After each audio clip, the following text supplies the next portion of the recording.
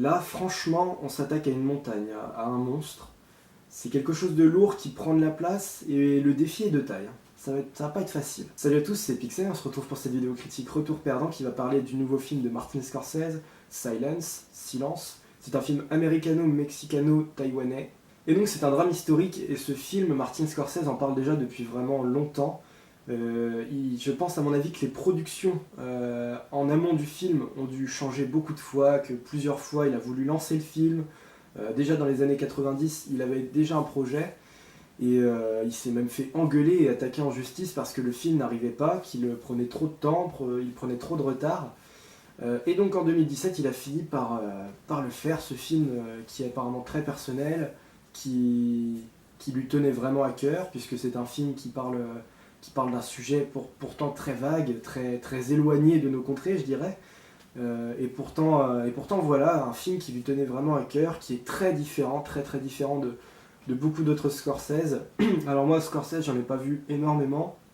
J'ai survolé Hugo Cabret, mon préféré, enfin celui qui m'a vraiment marqué et que j'ai pas pu décrocher une seconde, c'est bien évidemment Le Loup de Wall Street. Quand j'étais au lycée, j'avais vu une petite partie de Gang of New York. Enfin voilà, c'est vraiment un réalisateur que je pensais connaître et que je connais pas si bien que ça, puisque ce film m'a encore fait découvrir certaines facettes donc de cette personne qui est Martin Scorsese. Mais une fois qu'on a dit tout ça, bon, c'est quand même vachement compliqué. Je vais être beaucoup moins sévère que les amis avec qui je suis allé voir le film. Je vais vraiment pas taper autant dans le lard, parce que c'est vraiment pas à la portée de tout le monde, ça c'est une certitude, ça se voyait déjà en amont. Mais alors la portée du film, si le fond est vraiment excellent et très parlant, traité avec une finesse et beaucoup de passion, ça c'est clair. On voit tout de suite que Martin Scorsese a différencié son film et en a fait quelque chose d'extrêmement personnel, de très profond. Il n'y a aucune certitude, enfin il n'y a aucun doute là-dessus, c'est une certitude. Mais alors la forme, on va y revenir tout de suite. Il y a un casting vachement intéressant aussi de base, un casting très masculin bien évidemment, c'est dommage qu'on ne voit pas... Je crois qu'il n'y a aucune femme vraiment très importante, très marquante dans le film. Je ne sais pas si c'est une volonté de Martin Scorsese, mais ouais, un casting très masculin, donc, puisqu'on y retrouve Andrew Garfield qui tient le rôle principal, Liam Neeson, Adam Driver, et puis on retrouve cet acteur japonais, une petite seconde, Tadanobu Asano, qu'on avait déjà vu par exemple dans Thor, qui joue un des compagnons de Thor dans les deux films. Ça parle de quoi? Ça parle donc du Japon féodal, deux prêtres qui sont donc Adam Driver et Andrew Garfield, se questionnent à propos d'un confrère à eux, d'un autre prêtre qui était au Japon et dont on n'a plus aucune trace, plus aucune nouvelle, et il pourrait être en danger, et ils estiment qu'ils doivent poursuivre leur mission, aller le chercher, le retrouver, afin de le mettre en sécurité, d'avoir de ses nouvelles, d'être sûr que les Japonais ne l'ont pas tué, puisqu'il s'agit aussi que, enfin, à ce moment-là, au Japon, on sait que énormément de prêtres chrétiens sont torturés, sont tués, on n'accepte plus du tout leur présence au Japon. Et donc nos deux prêtres, nos deux pères, partent donc au Japon en quête de Liam Neeson, c'est donc ce prêtre-là qu'il faut aller chercher. Sur le chemin, ils vont être aidés par des villageois, des paysans qui eux sont chrétiens, qui ont eu la foi chrétienne grâce à plusieurs prêtres qui étaient déjà venus avant pour répandre la foi chrétienne au Japon. Et bien sûr, tout ce qui est gouvernement japonais, ils vont les traquer, ils vont les rechercher, donc il va falloir se cacher. Et donc il va falloir suivre cette piste jusqu'à Liam Neeson afin de le retrouver. Notre Seigneur leur a dit, allez par le monde entier, proclamez la bonne nouvelle à toute la création. Et donc oui, le fond est véritablement excellent, il est très profond. Ça parle de quelque chose de très exotique, de très inconnu dans nos contrées, c'est ce que je disais. On est vraiment vachement loin de l'Europe, et pourtant on a des personnages européens qui sont principaux, puisque ce sont donc des Portugais, mais bien sûr les acteurs sont américains. Adam Driver, Andrew Garfield, Liam Neeson, on a choisi des acteurs américains, et aussi des acteurs japonais pour tout ce qui est des rôles un peu plus secondaires. Mais donc ici nous avons deux Portugais qui sont au Japon, et ça traite évidemment de leur foi qui est si puissante. On a ici des hommes de Dieu, des hommes de religion. Alors je préfère tout de suite parler de ça. Je suis athée. Et pourtant le film m'a vraiment pas converti, ne déconnons pas, non. Mais je suis très sensible à tout ce qui est religion, parce que je sais pas comment l'interpréter, mais disons que ce sont souvent des sujets passionnants, et enfin voilà, moi je suis très sensible à tout ce qui est film de religion, on en avait parlé aussi par exemple dans Da Vinci Code, dans Ange et Démon, qui sont plus traités sur une enquête policière, mais vraiment ici, cette portée religieuse est puissante et très forte, on va même parfois s'en servir un petit peu avec de l'art. Je pense notamment à la figure de Jésus qui apparaît plusieurs fois, ça doit être une représentation portugaise, mais voilà. Il y a vraiment ici un sens artistique, on entend Jésus dans le film, les prières ont des réponses, et parfois elles n'en ont pas, d'où le titre Silence évidemment, puisque parfois les prières d'Andrew Garfield n'ont aucune réponse, et donc c'est le silence de Dieu qui s'installe. Le silence va être traité vraiment sous plusieurs aspects, dans plusieurs contextes, mais on en reparlera un petit peu plus tard dans la critique. Mais voilà, il y a de la corruption, puisque forcément on va essayer de faire taire, de mettre au silence ces deux prêtres, et surtout Andrew Garfield. On va découvrir aussi pourquoi le silence de Liam Neeson est là, pourquoi on n'a plus de nouvelles de lui, pourquoi ce silence.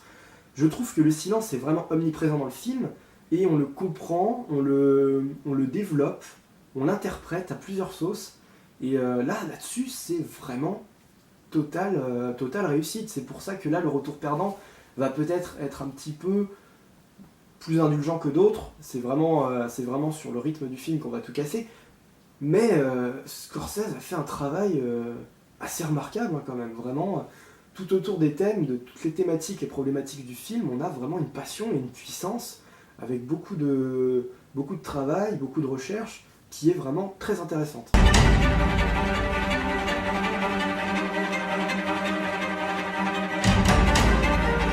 Et la forme est énormément, beaucoup trop, largement trop grosse. Mais trop grosse, énorme, c'est un film de 2h40. Et les longueurs sont assez sévères quand même. Il y a des scènes qui se répètent, qui sont beaucoup trop similaires. Ce sont surtout les scènes de torture, puisque les Japonais vont torturer les pauvres paysans qui ne renoncent pas à leur foi. Et oui, il y a vraiment beaucoup trop de scènes qui se répètent, qui s'enchaînent, et qui reviennent encore une fois, des tortures, en fait on leur demande à ces paysans de piétiner une espèce de plaque sur laquelle il y a une représentation divine de la chrétienté, ça peut être la Vierge Marie, ça peut être Jésus, ça peut être autre chose, et à chaque fois on leur demande d'écraser leur foi eux, afin de renoncer et de prouver qu'ils sont loyaux au gouvernement japonais et qu'ils ne veulent plus de la chrétienté au Japon, voilà. Donc à chaque fois cette scène-là revient énormément de fois, on a l'impression vraiment de tourner en rond, et Liam Neeson qui est quand même sur l'affiche, c'est vrai que c'est toute la quête du film est basée sur lui, puisque c'est le personnage à retrouver, mais quand même, Liam Neeson c'est malheureux, c'est les 20 dernières minutes du film sur 2h40, autant dire qu'il a aucune présence. On le voit arriver en Qui-Gon Jinn, et on comprend tout à fait ce qui s'est passé, on va comprendre aussi pourquoi Andrew Garfield l'a recherché, et quel va être le dénouement final concernant ce personnage, comment va-t-il réagir, quel chemin va-t-il prendre une fois qu'il aura retrouvé le prêtre qu'il recherchait. Mais il n'y a quand même pas assez de présence sur Liam Neeson, c'est vraiment dommage. Un personnage aussi important dans le film, qu'on voit très légèrement au début pour expliquer le contexte, pour expliquer un peu le départ et la recherche du personnage, mais ensuite, c'est un gros fantôme pendant tout le film. C'est dommage de ne pas avoir exploité Liam Neeson comme ça, c'est un acteur qui est vraiment très talentueux, qui peut jouer sur beaucoup de terrain, qui a vraiment il touche à tout, et c'est vraiment dommage d'en avoir fait que ça, puisqu'on va y revenir aussi, mais le point de vue est beaucoup trop centré sur Andrew Garfield, la caméra est beaucoup trop sur lui.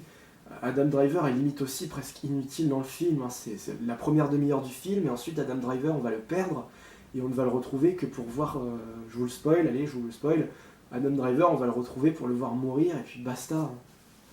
Et du coup, ces personnages-là sont vraiment n'ont pas assez de place, puisqu'Andrew Garfield va piquer tous les plans, il va être là, il va être présent, on va avoir bien sûr ses pensées, mais on ne va pas avoir les pensées des autres, on va avoir ses prières, on va avoir ses souffrances, on va avoir sa lutte, on va avoir les moments où il va être auprès des villageois, où il va leur parler, où il va les conseiller, où ils vont faire les prières ensemble, dans des petites églises de fortune, voilà, mais tout tourne autour de lui, il prend trop de place. ça manque énormément d'action, hein. C'est un rythme beaucoup trop calme, beaucoup trop lent. Alors c'est un film de foi, bien sûr, c'est un film de religion, je dis pas le contraire. Et il y a un petit moment d'action, ou même quelques petits moments quand même de frémissement, où ça bouge un petit peu, où ça réagit, ça peut courir, ça peut crier, c'est vrai. Mais c'est beaucoup trop calme. C'est vrai que du coup, silence, encore une fois, voilà, bah, le film est silencieux, certes, mais oulala, avec des scènes qui reviennent toujours, avec des acteurs qui sont très peu, qui sont timides. Faut pas trop déconner non plus sur le silence là quand même. Qu'on explique ce silence, d'accord, mais qu'il soit omniprésent d'un bout à l'autre du film, que tous les actes à chaque fois soient tellement répétitifs, soient tellement calmes, où il se passe pas grand chose, où ça blablate énormément, où on a des scènes de déjà vu, bah au bout d'un moment, on se fait chier, hein, vraiment, c'est beaucoup trop long. Mais pourtant le film a beaucoup de sens, c'est ce que je disais d'abord dans le fond, mais on va continuer un peu ce point de vue-là. Il y a énormément de sens, même dans la réalisation, ce sera le dernier point qu'on va traiter ensuite, mais on a quand même un Japon, et donc du coup, je trouve que Martin Scorsese s'est mis à la réalisation comme à l'ancienne au Japon. J'ai déjà vu un ou deux films au Japon à l'ancienne, enfin vraiment une réalisation plus traditionnelle, et c'est vraiment ce qu'on retrouve ici. On a énormément de plans fixes, on n'a pratiquement aucun travelling durant le film, aucun mouvement de caméra. On a des plans sur des paysages, sur des maisons japonaises, sur des personnages, on a des images mentales, tout un tas de choses, donc du coup, qui vont être très fixes. Ça va pas beaucoup bouger, mais c'est une réalisation voilà, qui est très aussi film d'auteur, bien sûr, mais ça permet de savourer le film sous un certain angle qui va vraiment mettre en avant le contexte, les personnages, l'action, beaucoup d'action. Souvent on se dit que les images fixes ne mettent pas en valeur l'action puisque ça bouge pas, puisqu'on se concentre que sur un seul point, mais du coup on est à fond dedans sur l'image qu'on est en train de voir, sur le moment présent. Et oui, ça fait beaucoup de sens. Chaque plan est extrêmement parlant, on va raconter une histoire, on va raconter quelque chose, et c'est une véritable... chaque plan est presque une œuvre d'art. Le gros problème, c'est qu'on va rester sur cette œuvre d'art pendant 10 minutes, 15 minutes sur chaque scène, et c'était énormément trop long. 10 minutes pour une scène, bientôt, c'est trop large, c'est trop grand, c'est voilà. On abuse peut-être un peu de ce silence, de cette grandeur, et jusqu'au point où, au bout d'un moment, c'est beaucoup trop long et on digère pas. Ferreira est perdu pour nous. Il a renoncé au Seigneur en public. Il a abjuré sa foi. Et pourtant, oui, j'ai vraiment eu de la peine, j'ai ressenti chaque émotion, chaque souffrance avec les personnages. C'est vrai que ça fait quand même un minimum réagir, mais peut-être pas non plus autant que ce que j'aurais voulu, c'est peut-être pas assez choquant. Les scènes choc ne le sont pas forcément assez, puisqu'elles reviennent à chaque fois. On a forcément un peu d'émotion, de questionnement autour de certains personnages. On a la grande question de savoir si un prêtre peut renoncer à sa foi pour le bien-être de ses chrétiens. Est-ce qu'on peut vraiment faire ça? Et oui, le film va y répondre, dans un sens puis dans un autre. Donc il y a un questionnement là-dessus, c'est un sans faute, mais à côté de ça, il n'y a pas non plus de musique dans le film, ce qui est très parlant, le silence encore une fois. Mais toute cette mise en scène est vraiment un parti pris spectaculaire qui forcément ne va pas plaire à énormément de gens, ou ne va pas forcément les faire kiffer, quoi. C'est trop personnel, c'est trop silencieux. C'est comment peut-on accrocher d'un bout à l'autre du film? Beaucoup de gens vont forcément décrocher, et croyez-moi, c'était le cas dans la salle dans laquelle j'étais, hein. Il y avait... Moi, mes amis aussi ont massacré le film, mes deux amis avec qui j'y suis allé ont vraiment... Et pourtant, c'était eux qui m'ont conseillé d'aller le voir, c'est avec eux, moi j'y serais pas allé de moi-même. Mais du coup, c'est hyper spécial. Et la réalisation met quand même vachement bien à l'honneur le Japon, mais dans un contexte vachement froid, hyper timide aussi. C'est vraiment le Japon, c'est pas le Japon chatoyant, c'est pas le Japon vraiment beau. En plus, c'est au Moyen-Âge, donc c'est vraiment deux périodes, enfin une période et un endroit qu'on n'associe pas forcément toujours. Le Japon à la fin du Moyen-Âge, c'est adapté d'un roman de Shusaku Endo, donc ça, oui, j'avais oublié de le dire. Mais donc ça se tient, il y a quand même une base, il y a pas mal de choses dans la réalisation qui ont été bien faites. Les acteurs, les prestations, j'ai pas forcément besoin d'en parler parce qu'elles sont superbes, c'est vraiment excellent à ce niveau-là, même s'il n'y a pas beaucoup de matière en dehors de Andrew Garfield qui va beaucoup prendre de place. Les autres, on leur a pas vraiment laissé assez de présence. Est-ce que c'est dû à leur tournage en à côté? Je ne sais pas, puisque quand même Adam Driver était sur Star Wars 8 aussi, peut-être qu'il a besoin de souffler un peu avant de partir sur Star Wars 9, parce que je sais pas, mais peut-être qu'il est déjà en train d'être tourné, ou ça va pas tarder en tout cas, ça m'étonnerait pas que ce soit dans le courant de l'année ou dès la sortie de Star Wars 8. Et l'image est vraiment froide, il n'y a pas de musique, c'est très plat, c'est très pieux aussi, c'est très plat, c'est très pieux. Au moment où vous poserez un pied dans ce pays, vous serez en grand danger. Pour terminer là, je me suis quand même endormi 5-10 minutes pendant le film, hein, donc ça témoigne qu'il y a un problème de rythme. C'est beaucoup trop gros. Le fond est excellent, comme je l'ai dit, hein, il y a vraiment quelque chose de pas anodin, de très...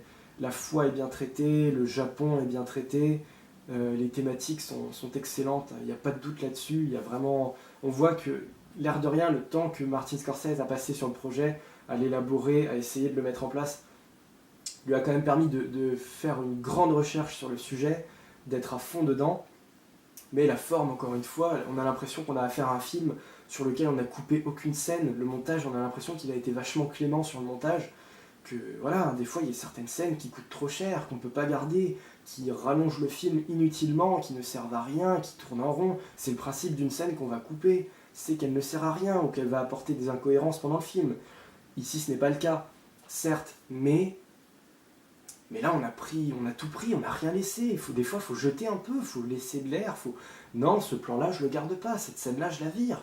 Pourquoi ne pas avoir fait ça? Voilà, un montage, il faut jeter des trucs. Hein. Là, on a l'impression qu'on a tout gardé, ça marche pas, le rythme s'en ressent, le film est beaucoup trop large, beaucoup trop grand, prend de la place et devient inaccessible auprès de beaucoup de personnes. C'est vraiment fâcheux, c'est dommage, c'est là-dessus que le perdant va l'emporter. Le négatif a malheureusement submergé le petit positif très plaisant qu'il y a dans le film. Mais voilà, Martin Scorsese a fait quelque chose de très différent, sur lequel on ne retrouve pas forcément beaucoup de Martin Scorsese non plus, ce que les fans vont dénoncer. Moi j'ai un copain qui est fan de Martin Scorsese, et c'est ce qu'il a vraiment dénoncé. On ne retrouve pas du tout le style Martin Scorsese, ce qui est un parti pris évident, mais ce qui est aussi, on peut le blâmer forcément, hein. C'est trop excentré. Il aurait peut-être fallu quand même quelques petites références, peut-être qu'il y en a, mais moi j'ai pas su les déceler, mais quelques petites références à Martin Scorsese, à son style, à sa façon de faire, à ses anciens films.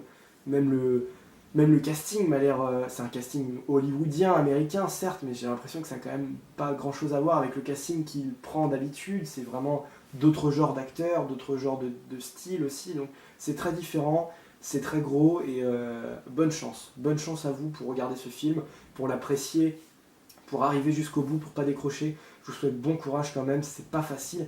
Et on peut quand même y trouver certaines bonnes choses, c'est ça le pire. Donc tout n'est pas acheté, mais on a choisi quand même de garder le plus mauvais, ou le plus long, le plus chiant. C'est dommage. Merci à vous d'avoir suivi cette critique Retour Perdant. Donc les prochaines critiques arrivent très rapidement à Libye. J'y vais d'ici 1 ou 2 jours, hein, ça va être très rapide. Libye va pas tarder, normalement. Ensuite, Logan aussi arrive le 1er mars. Il me semble que c'est ça, oui, voilà, le 1er mars. Et puis s'il y a un film entre les deux, dans ces cas-là, soit je vous le redirai, soit vous en aurez la surprise. Et puis voilà, c'est tout pour nos critiques ici. Voilà quel sera le programme, ça c'est sûr. Alibi et Logan, c'est certain, bien sûr. Et pour le reste des films, c'est à voir. J'hésite un tout petit peu, mais vraiment, comptez pas sur moi là-dessus. Hein. C'est vraiment au grand cas où, c'est vraiment pas sûr. Allez voir Underworld, mais comptez pas trop là-dessus, vraiment, à prendre avec des pincettes. Pour le reste, c'est sûr, Logan et Alibi. À moins d'avoir beaucoup de courage ou beaucoup de temps à perdre, je vous déconseille d'aller voir Silence de Martin Scorsese. Salut à tous!